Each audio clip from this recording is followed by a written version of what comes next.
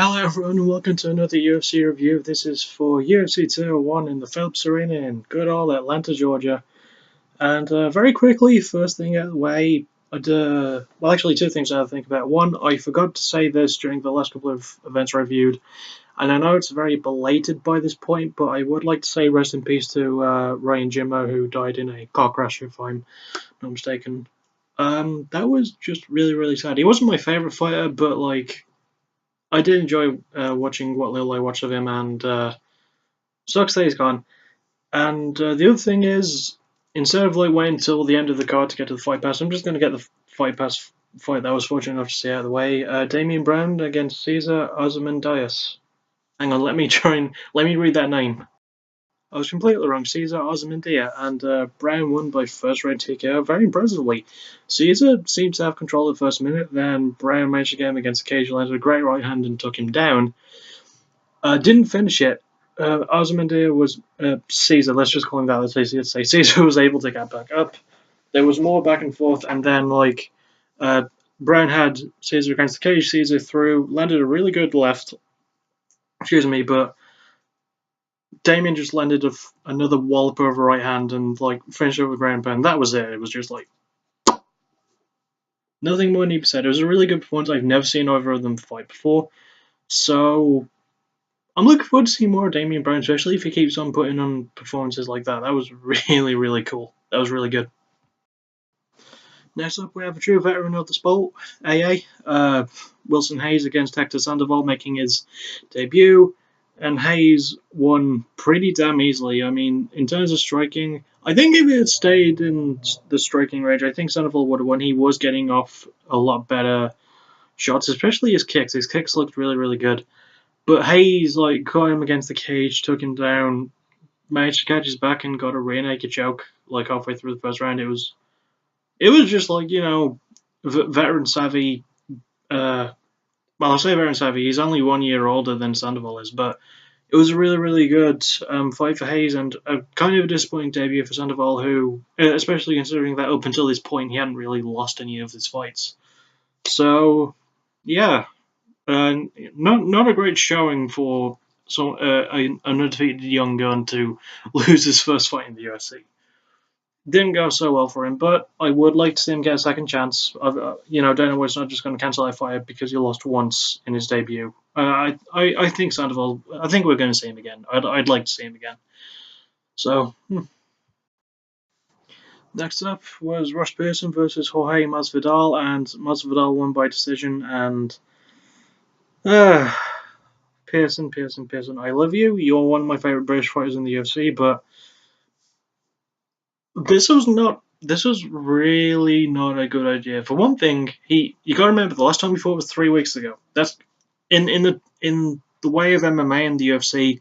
There is a very short time span between fights for a fighter, and also Ross went up to welterweight for this fight, so he put on weight to go up to 170. And you could tell that he actually didn't look too bad. I just think it was that combination and also the stress of losing his last one as well. I think that sort of hurt him a bit more mentally. Physically, he didn't look too different. He didn't look too much bigger. He looked a bit bigger. Obviously, he's going up a weight class, but there wasn't too much of a difference there, I don't think.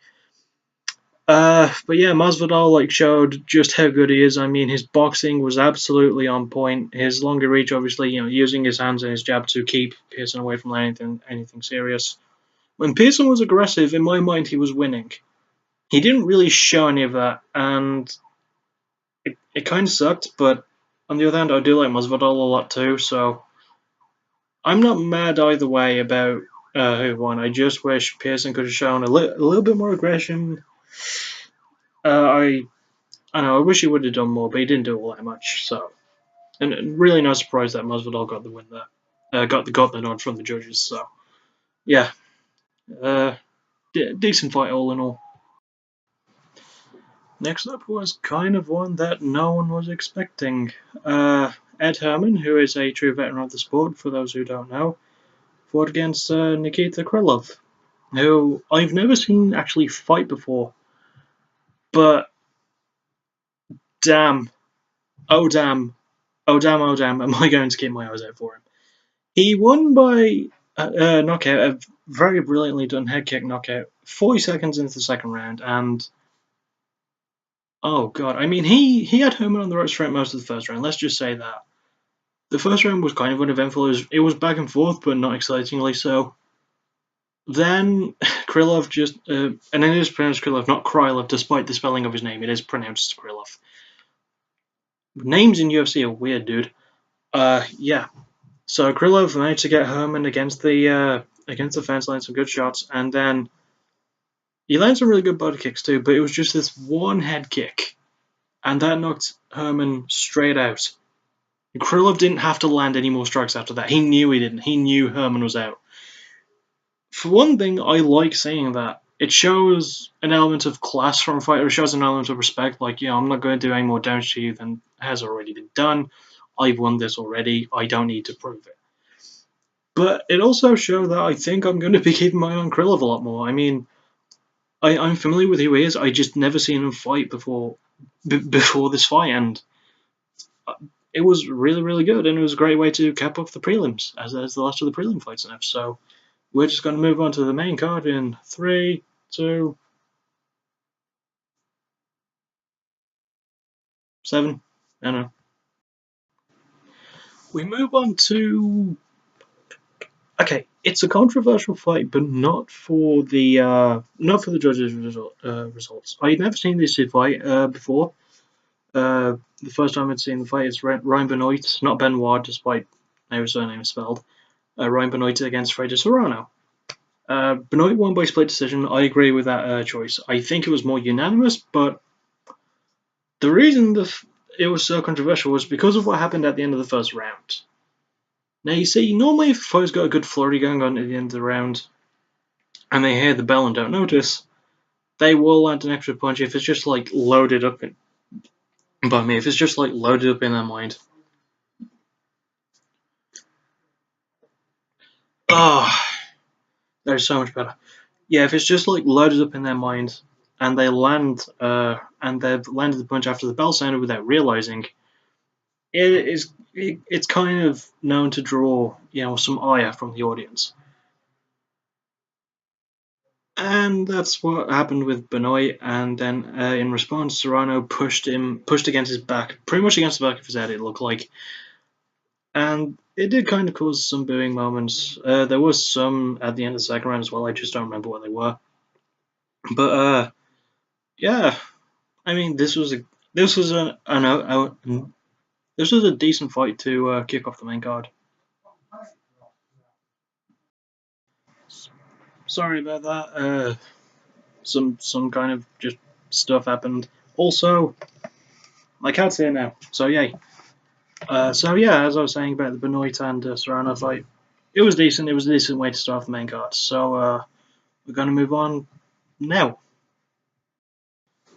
The next fight was between two Mexican fighters, two very, very heavily favored, two very underrated as well. Eric Perez versus Francisco Rivera. Perez won by very, very close decision, and what a hell of a fight this was. It was really good. Not the fight of the night. Wasn't given fight of the night, but I feel like if they had given it to more than one fight, this would have been the other one. We're going to get to the fight night soon, trust me. But this was really, really a lot of fun. I mean, there was just so much going on. Even the ground stuff wasn't boring, and there wasn't much of that, but like, holy crap, it was just great. The third round was definitely where it got more exciting. Because Rivera had a really nasty cut over the side of his head, and there was just blood spurting everywhere. And it came to like the start of the third round, he was just like, you know what, fuck this. Let's actually just fight. Let's punch the crap out of each other, and that's what they did for pretty much the first 15 seconds. And then there was almost the entire first minute actually. And then there was a moment where Rivera kind of kept punching and punched himself out and slipped forward. And then Perez took the ground control and controlled him on the ground for most of the fight, with ground and pound as well. It wasn't like he wasn't doing anything. Like, there was a moment where he was landing really good body shots. And a lot of the crowd was booing, but they shouldn't have been, because they just thought, let's stand him back up and see an exciting fight. No. Only stand him back up if they're not doing anything. And Perez was doing stuff. He was landing punches. He was moving around on the ground. And, they closed out the round the same way they began the third round, started punching the crap out of each other again. It was a lot of fun. And also, as I mentioned, Perez won. Decision. Really, really, really good. I like seeing Perez fight. I like seeing Rivera fight. So it was a lot of fun. Next up is two true UFC veterans in the welterweight division: Jake Ellenberger, who is an absolute powerhouse despite his size, and Matt Brown.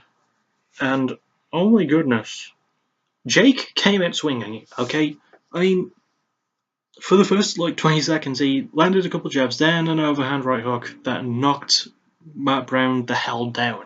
Didn't knock him out, knocked him down. And he landed an absolute barrage of punches to follow up with that. Matt Brown managed to survive and managed to stand back up.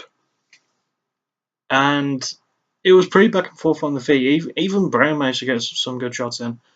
But then it came to the point where Ellenberger just landed a beautiful kick to the body, like a kick straight to the liver, and Brown was down after that.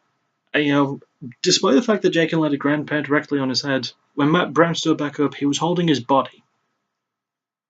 As I've said before, people underestimate what a good body shot can do, and that was living proof of that.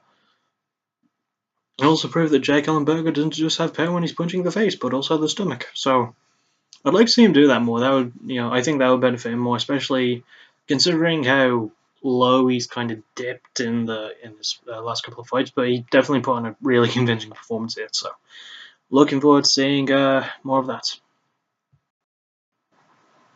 Next up was sorry for the slight live. Next up was Karolina Kowalkiewicz. The first time I'd seen her fight against Rose Namajunas. Also the first time I'd ever seen her fight. But I'm familiar with how both they good are. How good they both are. My English was terrible there. But yeah, I know how good they both are. And it was a very, very close fight. Kowalkiewicz won narrowly by split decision and kept her undefeated streak. And what a fight this was. This was the one that would fight the night, by the way, and I totally agree. It was a really, really good performance. In terms of stand-up, they were both pretty evenly matched. There were some great moments from Namajunas where she landed some really, really good shots. But when it got to the clinch, she was in trouble, and Kowalkiewicz just landed brilliant knees to the face and to the body. Knocked Namajunas down a couple of times, if I'm not mistaken. So, yeah. This was just the co-main event. But no, it was a really, really good fight. I'm looking forward to seeing those two again, especially Namajunas, who I just have kind of a soft spot for. I don't know why. I like the way she fights. So, yeah. And yeah, we're going to get to the main event in now. And in the main event, Tyron Woodley versus Robbie Lawler for the welterweight belt, and Woodley knocked Lawler the hell out about halfway through the first round to become the new UFC welterweight champion, making this the 7th time this year that a title has changed hands. Holy crap, that is insane. But where Woodley put on a hell of a performance, in my opinion. For the first couple of minutes, the crowd was kind of booing because they just saw Robbie and Tyron kind of dancing around and not really doing much. But the thing is, they're both really well known for their knockout power. If either of them made the slightest mistake and cut the wrong angle, did even the smallest, tiniest thing wrong, then they would have lost. And Robbie kind of did. I think he just got too aggressive, and then out of nowhere, boom! Beautiful overhand right from Tyron. Knocked Robbie right on his ass, caused a massive swelling under his left eye as well. Then followed with ground and pound strikes and became the new UFC welterweight champion. I was not expecting him to win like that. I mean, okay, it's Tyron Woodley. He's very well known for putting people on their ass with his fists, but holy hell! I mean, that was just brutal and amazing, and a great way to cap off the night, in my opinion. Speaking of capping off, it's about time I capped off this video because, yeah, we've talked way too long. And I keep drinking tea. So, but before I go, Hero, do you have any last words? You want to, no?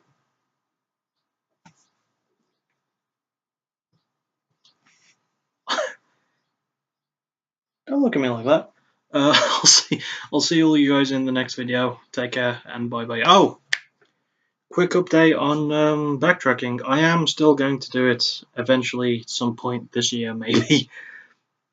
I don't know what's stopping me. I'm just, yeah. So, but yeah, it is definitely going to come out at some point this year. So I'll see you in the next video. This has dragged on for too long. Bye.